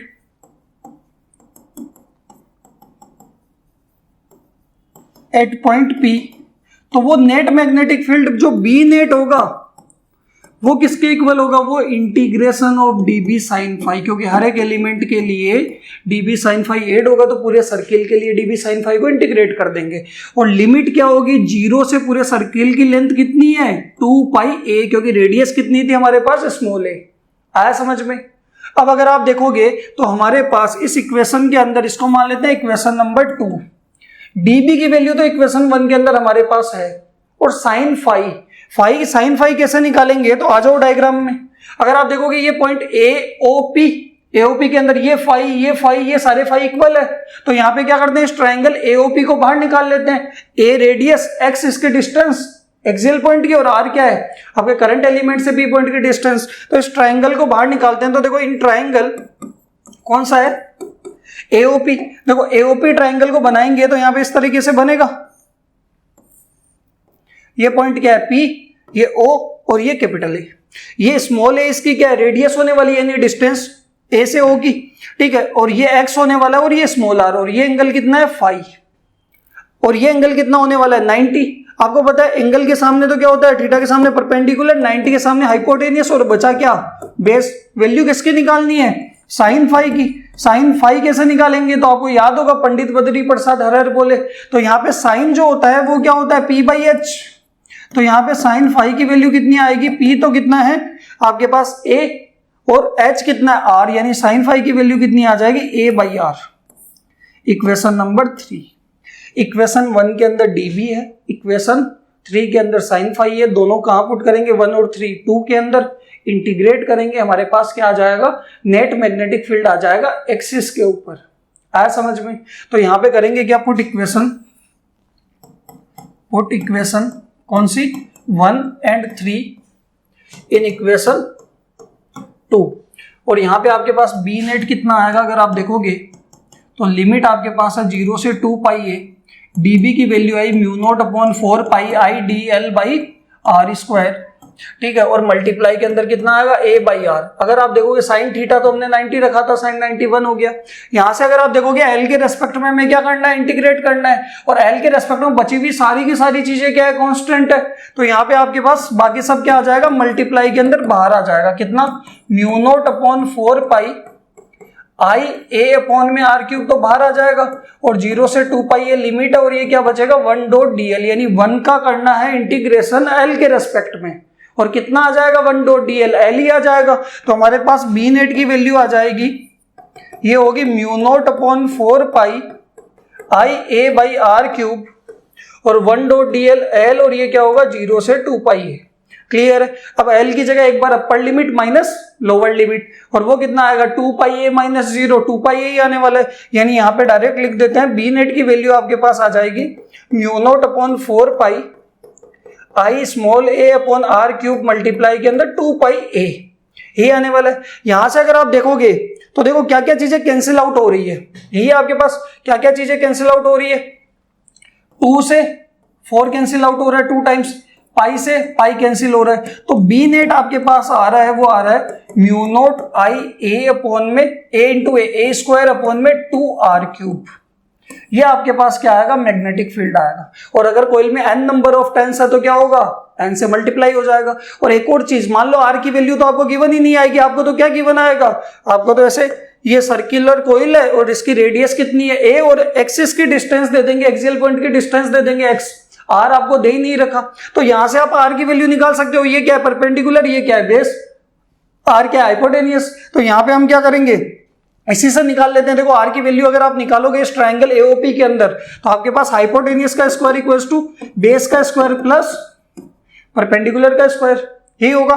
तो r की वैल्यू कितनी आ जाएगी, एक्स स्क्वायर प्लस ए स्क्वायर का स्क्वायर रूट, या पावर कितनी आ जाएगी 1/2। और ये r की वैल्यू यहां पे हम क्या कर देंगे, पुट कर देंगे। तो मैग्नेटिक फील्ड हमारे पास कितना आने वाला है, नेट ये आएगा म्यू नॉट आई ए स्क्वायर अपॉन में 2 एक्स स्क्वायर प्लस ए स्क्वायर की पावर कितनी है 1/2 का क्यूब, यानी पावर की पावर मल्टीप्लाई होगी तो ये कितनी आ जाएगी 3/2। ये नेट मैग्नेटिक फील्ड आएगा। और अगर n नंबर ऑफ टर्न्स है तो n से भी मल्टीप्लाई कर देंगे। यहां पे अगर आप देखोगे तो म्यू नोट तो क्या है 4 पाई इंटू 10 की पावर -7 कॉन्स्टेंट है। आई क्या है, कोइल के अंदर कितना करंट जा रहा है। ए क्या है, रेडियस, यानी ए स्क्वायर रेडियस आ जाएगा। एक्स स्क्वायर क्या है, एक्स क्या है यहाँ पे सेंटर से उस एक्सियल पॉइंट की डिस्टेंस, ए अगेन क्या है रेडियस। क्लियर है। इसके अंदर देखो लिखते हैं, अगर if there are n number of turns, if there are n number of turns in the coil, अगर कोइल के अंदर n नंबर ऑफ टर्न्स है तो मैग्नेटिक फील्ड कितना आ जाएगा, म्यू नोट n आई ए स्क्वायर अपॉन में 2x स्क्वायर प्लस ए square की पावर कितनी हो जाएगी 3/2। ये समझ में आया नहीं आया, बताओ क्लियर है। और इसका एक स्पेशल केस भी है कि अगर मैंने मान लो मैंने कहा कि जो आपका पॉइंट P है, ये है पॉइंट P, ये रहा पॉइंट P, ये पॉइंट P है वो कोइल के सर्कुलर कोइल के सेंटर के बहुत ज्यादा क्लोज है, और बहुत ज्यादा क्लोज है इसका मतलब सेंटर पे ही मान लो, यानी x की वैल्यू कितनी हो जाएगी 0। तो यहां पे देखो, अगर यहां पे स्पेशल केस की बात करते हैं कि if point P is very close to the centre of coil, कि जो पॉइंट P है वो कोइल के सेंटर के क्या है बहुत ज्यादा क्लोज है, तो उस केस के अंदर x की वैल्यू क्या लिख देंगे 0। तो सेंटर पे मैग्नेटिक फील्ड इसी फॉर्मूले से आ जाएगा। देखो यहां पे इस फॉर्मूले के अंदर पुट करो तो यहां पे आपके पास मैग्नेटिक फील्ड आ जाएगा म्यू नोट आई स्मॉल ए स्क्वायर अपॉन में 2। अब x की वैल्यू तो क्या है 0, तो x स्क्वायर भी 0 प्लस ए स्क्वायर की पावर 3/2, और पावर की पावर मल्टीप्लाई होगी तो ए स्क्वायर यानी a की पावर 2 इंटू 3/2 यानी कितना आ जाएगा, 2 से तो 2 कैंसिल हो जाएगा, a क्यूब बचेगा, यानी म्यू नोट आई ए स्क्वायर अपॉन में 2a क्यूब, और ये a स्क्वायर a क्यूब से कैंसिल करेगा तो नीचे a आ जाएगा, यानी मैग्नेटिक फील्ड कितना आया mu naught I by 2a। याद करो सर्किल के सेंटर पे कितना आया था करंट कैरिंग सर्कुलर कोइल के सेंटर पे mu naught I by 2r। यहाँ पे r क्या है, रेडियस कितनी है वो आपके पास a। आया समझ में। तो ये आपके पास मैग्नेटिक फील्ड आया एक्सिस के ऊपर किसी करंट कैरिंग सर्कुलर कोइल के एक्सियल पॉइंट पे एक्सिस पे। क्लियर है। यहां तक करना कुछ नहीं है आपको, एक्सिस की डिस्टेंस x मान ली, रेडियस a मान ली, एक करंट एलिमेंट लो, उसकी वजह से r के परपेंडिकुलर dB आएगा, पर कंपोनेंट में रिजोल्व करो, फिर नीचे एक और अपोजिट करंट एलिमेंट ले लो, वहां से पता लगेगा कि dB cos phi cancel out हो जाएंगे। ये तो डायग्राम है, और dB sin phi ऐड हो रहा है। ठीक है। यहां से अगर आप देखोगे कि आपको dB sin phi हर बार ऐड हो रहा है हर एक एलिमेंट के लिए, तो पूरे के लिए निकालने के लिए हम क्या करेंगे, dB sin phi को इंटीग्रेट कर लेंगे। dB अलग से निकाल लिया, sin phi की वैल्यू हमने क्या करी यहां पे अलग से निकाल ली, पुट कर दिया यहाँ पे dB sin phi के अंदर, इंटीग्रेशन के अंदर dB और sin phi की इंटीग्रेट कर लिया, हमारे पास क्या आ गया, मैग्नेटिक फील्ड आ गया।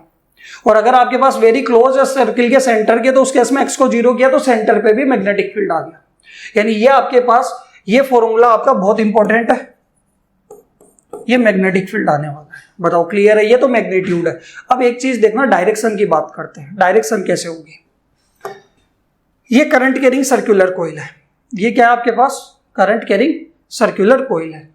मैंने कहा कि आपके पास मैग्नेटिक फील्ड की वैल्यू तो पता है, मैंने कहा इस कोइल के अंदर करंट कैसे जा रहा है, मैंने कहा इस कोइल के अंदर करंट जा रहा है मान लो एंटी क्लॉकवाइज। एंटी क्लॉकवाइज जब भी जाता है तो मैग्नेटिक फील्ड होता है वो उसके सेंटर से क्या होता है बाहर की तरफ निकलता है, आउटवर्ड होता है मैग्नेटिक फील्ड कोइल से। तो यहाँ पे अगर आप देखोगे तो इस एक्सिस के ऊपर जो भी पी पॉइंट पे मैग्नेटिक फील्ड होगा वो हमेशा क्या होगा, बाहर की तरफ होगा। बी नेट नेट होगा तो या तो इधर या फिर इधर। तो ये देखो इधर बाहर की तरफ dB sin phi dB sin phi। But यही अगर मैंने कहा कि अगर इसमें कोइल में करंट कैसे जा रहा है, क्लॉकवाइज जा रहा है, एंटी क्लॉकवाइज की जगह क्या जा रहा है, क्लॉकवाइज। तो यहाँ पे इस पी पॉइंट के ऊपर जो भी मैग्नेटिक फील्ड होगा वो क्या होगा, मैग्नेटिक फील्ड की डायरेक्शन इनवर्ट होगी, यानी इस कोइल के क्या जाएगा, अंदर की तरफ जाएगा बी नेट। आया समझ में कि मैग्नेटिक फील्ड कैसे जाएगा, अंदर की तरफ जाने वाला है। ये आपको डायरेक्शन ध्यान रखनी है कि आपके पास कोइल है और इस कोइल के अंदर अगर क्लॉकवाइज करंट जा रहा है तो इस पी पॉइंट पे जो मैग्नेटिक फील्ड होगा वो अंदर जाएगा, और अगर एंटी क्लॉकवाइज आ रहा है, एंटी क्लॉकवाइज आ रहा है तो ये पी पॉइंट पे जो मैग्नेटिक फील्ड होगा वो आउटवर्ड होगा, बाहर की तरफ होगा। ये चीज ध्यान रखनी है। बताओ क्लियर है। ये बायो सावर्ट का सेकंड एप्लीकेशन। थर्ड एप्लीकेशन की हम बात करते हैं तो थर्ड एप्लीकेशन है magnetic field due to a current carrying straight wire, कि हमारे पास एक करंट कैरिंग स्ट्रेट वायर है और उसकी वजह से r डिस्टेंस दूर हमें मैग्नेटिक फील्ड की वैल्यू निकालनी है। और इसका डेरिवेशन आपके सिलेबस में नहीं है, तो डायरेक्ट हम फॉर्मूले की बात करेंगे क्योंकि इनके ऊपर न्यूमेरिकल आते हैं, कॉन्सेप्चुअल क्वेश्चंस आते हैं। ठीक है, तो देखो इसका फॉर्मूला क्या होने वाला है, इसका डायग्राम समझते हैं और फॉर्मूला समझते हैं। तो देखो मैंने मान लिया कि मेरे पास मान लो कि ये एक स्ट्रेट वायर है, ठीक है, और इस स्ट्रेट वायर के अंदर करंट कितना जा रहा है, इसके अंदर मान लेते हैं I करंट इसके अंदर फ्लो कर रहा है, क्लियर है। और इस वायर के यहां से सेंटर से मैंने कहा कि r डिस्टेंस दूर, कितने डिस्टेंस दूर, कैपिटल R डिस्टेंस दूर इस P पॉइंट के ऊपर मुझे क्या निकालना है, मैग्नेटिक फील्ड निकालना है। बायो-सावर्ट लॉ का एप्लीकेशन है, तो सेम क्या करेंगे, एक करंट एलिमेंट लेंगे और उस करंट एलिमेंट की वजह से मैग्नेटिक फील्ड निकालेंगे और पूरी लेंथ के लिए हमें मैग्नेटिक फील्ड निकालना है। तो यहां पे हम क्या करते हैं कि लेंथ को एंगल की फॉर्म में कन्वर्ट करते हैं, ठीक है, एंगल की फॉर्म में कन्वर्ट करेंगे, फिर पूरे एंगल के लिए क्या करेंगे, इंटीग्रेट कर लेंगे। तो यहां पे देखो एंगल कैसे बनेंगे कि आपके पास दोनों एंड, मान लो ये वायर है ए बी, तो इस वायर के दोनों एंड से उस पी पॉइंट को ज्वाइन कराओ, दोनों एंड से क्या करो, इस पी पॉइंट को ज्वाइन कराओ, और ये जो एंगल बनेंगे, एक एंगल बनेगा φ1 और ये दूसरा एंगल पी पॉइंट पे क्या बनेगा, φ2। कि आपके पास एक करंट कैरिंग स्ट्रेट वायर है, इस वायर से r डिस्टेंस दूर P पॉइंट पे हमें मैग्नेटिक फील्ड निकालना है, ठीक है। तो यहाँ पे आपको करंट गिवन है, डिस्टेंस गिवन है, और जो भी वायर है उस वायर के दोनों एंड से हम क्या करेंगे, P पॉइंट के ऊपर लाइन से ज्वाइन कराएंगे और जो भी एंगल बनेंगे उनको क्या बोलेंगे, φ1 φ2। तो इस P पॉइंट के ऊपर जो मैग्नेटिक फील्ड आएगा, इस मैग्नेटिक फील्ड की वैल्यू होने वाली है B = μ0/4π I by capital R। I उसका करंट और कितने डिस्टेंस पर निकालना है, वो R क्या है, उसकी डिस्टेंस, क्लियर है। और मल्टीप्लाई के अंदर आएगा, पूरी लेंथ के लिए निकालना है, तो φ1 sin φ1 प्लस sin φ2, φ1 φ2 इसके क्या है, एंगल है। ये आपके पास मैग्नेटिक फील्ड आने वाला है किसी करंट कैरिंग स्ट्रेट वायर की वजह से r डिस्टेंस दूर, क्लियर है। φ1 φ2 क्या है, दोनों एंड से एंगल, अगर मान लो आप लेंथ बढ़ा दोगे, आपने ज्यादा बड़ी लेंथ कर दी, तो उसके अंदर एंगल क्या हो जाएंगे, चेंज हो जाएंगे। और μ0/4π तो क्या है, कांस्टेंट है, I क्या है, कितना करंट इसमें फ्लो कर रहा है, और R क्या है, कितने डिस्टेंस पे हमें निकालना है। ये आपके पास मैग्नेटिक फील्ड का फॉर्मूला होने वाला है करंट कैरिंग स्ट्रेट वायर की वजह से, क्लियर है। इसके अंदर दो स्पेशल केस भी आपके पास आने वाले हैं, तो उनकी बात करते हैं। कि देखो सबसे पहला स्पेशल केस होगा कि अगर मान लो आपका वायर क्या है, इनफाइनाइट है, इनफाइनाइट का मतलब लॉन्ग स्ट्रेट वायर है, तो उस केस के अंदर ध्यान रखना φ1 और φ2 दोनों कितने हो जाएंगे, 90 हो जाएंगे। कि अगर इनफाइनाइट वायर है तो इनफाइनाइट वायर के लिए तो ये पॉइंट क्या होगा, डिस्टेंस क्या होगी, बहुत छोटी सी हो जाएगी। और जितनी ज्यादा डिस्टेंस अगर आप बढ़ाते जाओगे, मान लो आपका पॉइंट बहुत ज्यादा पास है, तो जैसे जैसे आप डिस्टेंस बढ़ाते जाओगे एंगल क्या होता जाएगा, इंक्रीज होता जाएगा, और जब एकदम पास हो जाएगा तो एंगल दोनों एंड से क्या हो जाएगा, 90 डिग्री हो जाएगा। तो यहां पे आप लिख लोगे इफ वायर इज इनफाइनाइट, कि आपका वायर क्या है, इनफाइनाइट है, या फिर पॉइंट P है वो बहुत ज्यादा पास होगा, क्योंकि इनफाइनाइट होगा तो पॉइंट P क्या होगा, वायर के बहुत ज्यादा पास हो जाएगा। तो उस केस के अंदर φ1 और φ2 दोनों कितने हो जाएंगे, वो हो जाएंगे 90 डिग्री। और जब दोनों 90 होंगे तो sin 90 प्लस sin 90 दोनों कितना होता है, sin 90, 1 + 1 कितना हो जाएगा, 2। यानी आपके पास मैग्नेटिक फील्ड आ जाएगा, वो आ जाएगा μ0I/4πr, और ये 1 + 1 sin 90 प्लस sin 90, 1 + 1 2, यानी आपके पास कितना आ जाएगा, 2 μ0I/4πr लिख लो। या फिर आप चाहो तो 2 से 4 को कैंसिल कर दो, μ0I/2πr लिख लो, कोई फर्क नहीं पड़ेगा। बट मैं नहीं करता कैंसिल, क्यों नहीं करता, क्योंकि मुझे μ0/4π की वैल्यू डायरेक्ट पता है 10⁻⁻7। अगर कैंसिल कर दोगे तब भी वही आना है, 2 × 10⁻⁻7, अभी भी क्या आना है, 2 × 10⁻⁻7 I/r। क्लियर है यहां तक। ये कहां पे आया, जब वायर आपका क्या है, इनफाइनाइट है, लॉन्ग स्ट्रेट वायर है। इसके अंदर सेकंड केस आता है कि अगर मान लो कि आपने जो पॉइंट P लिया है, सेकंड केस क्या होने वाला है, if point P is at one end of wire, कि जो आपका पॉइंट P है वो वायर के एक एंड पे है। तो कैसे निकालोगे, कि अगर आप देखोगे, मैंने कहा कि ये आपके पास मान लो वायर है, ये आपके पास पॉइंट P है, वो इस एंड के ऊपर, ए वाले एंड के ऊपर ही मैंने पॉइंट P ले लिया। तो जरा बताओ इस एंड से एंगल कितना हो जाएगा, इस एंड से एंगल हो जाएगा आपके पास φ1 मान लेते हैं, कितना हो जाएगा 0, और दूसरे एंड से वो बहुत ज्यादा डिस्टेंस पे चला जाएगा, एक एंड पे होगा तो दूसरे एंड से, तो उस केस में φ2 को कितना कंसीडर कर लेंगे 90। अब यहाँ पे sin 0 तो कितना होगा 0, और sin 90 कितना होगा 1, तो 0 + 1 1, यानी एंड पे मैग्नेटिक फील्ड आपके पास कितना आएगा, वो आएगा mu naught I by 4πr, mu naught I by 4πR, और वो आपके पास कितना होगा 0 + 1, यानी कितना आ जाएगा mu naught I by 4πR। आया समझ में? तो इसके अंदर हमने क्या किया, दो केसेस किए। अगर आप देखोगे कि आपके पास एक तो जनरल मैग्नेटिक फील्ड का फॉर्मूला आया, वो आया म्यू नोट I बाई कितना आया 4πR sin φ1 प्लस sin φ2, और ये आपके एंगल कौन से है, तो आपको ये एंगल पता है कि ये जो दोनों एंड है वायर के, दोनों एंड से P पॉइंट पे जो भी एंगल बनेंगे वो आपके φ1 φ2 है, और I उसका करंट है, R क्या है डिस्टेंस है, और आपके पास अगर वायर इनफाइनाइट है तो म्यू नोट I अपॉन कितना आया 4πR into 2 mu naught I upon 4πR, और एंड पे कितना आया, एंड पे आया mu naught I by 2 4πR। ये स्ट्रेट वायर की वजह से, ये आपका नॉर्मल फॉर्मूला है। जब आपको एंगल गिवन है या आपके वायर की लेंथ आपको पता है तो उस केस में ये लगेगा। आपके पास वायर क्या है, इनफाइनाइट वायर है, तो इनफाइनाइट वायर के केस में ये लगेगा, और एंड पे मैग्नेटिक फील्ड है तो ये लगने वाला है। और ये आपके पास बायो-सावर्ट लॉ कंप्लीट की, बायो-सावर्ट लॉ का हमने स्टेटमेंट और उसका फॉर्मूला भी हमने निकाला, वेक्टर फॉर्म की भी बात करी, परमिएबिलिटी ऑफ फ्री स्पेस की बात करी, उसकी यूनिट एंड डायमेंशन निकाली। फिर एप्लीकेशन पे आए, एप्लीकेशन के अंदर हमने फर्स्ट एप्लीकेशन किया करंट कैरिंग सर्कुलर कॉइल के सेंटर पे मैग्नेटिक फील्ड निकाला। सेकंड हमने कॉइल के सर्कुलर कॉइल के एक्सियल पॉइंट पे एक्सिस के ऊपर हमने मैग्नेटिक फील्ड निकाला। थर्ड हमने यहाँ पे इसका डेरिवेशन नहीं किया, आपके सिलेबस में नहीं है, बट हमने क्या किया, इसका फॉर्मूला डिस्कस कर लिया कि इसका फॉर्मूला न्यूमेरिकल कैसे होने वाले हैं, फॉर्मूला क्या होने वाला है, इनसे हमें क्या करना है, न्यूमेरिकल करना है। ये क्या है, magnetic field due to a current carrying straight wire. Next हम बात करेंगे इसके अंदर बायो-सावर्ट लॉ के कॉन्सेप्चुअल क्वेश्चंस की।